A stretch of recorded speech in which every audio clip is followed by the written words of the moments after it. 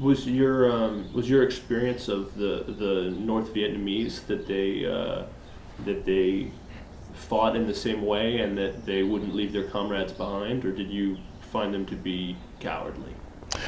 I don't think anybody who fought the North Vietnamese army would ever call them cowardly. They were extremely brave and very effective. These were good fighters. Now, there was a difference. I'm definitely making a distinction between them and the Viet Cong.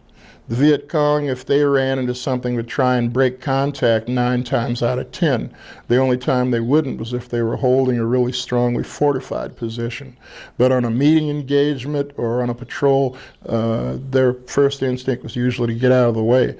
But the North Vietnamese, I'll tell you a little story. This North Vietnamese unit ambushed a convoy.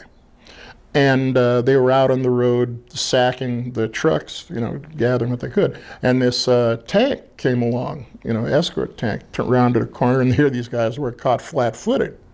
Well, this one guy came out, ran forward, kneeled down, and just started firing at the tank with his rifle to draw their attention while everybody else scattered.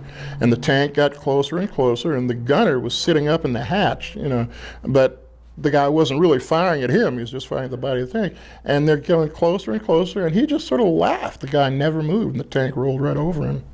But he gave his buddies a chance to get away. Yeah. So you found them to be a worthy opponent. Yes, they were excellent.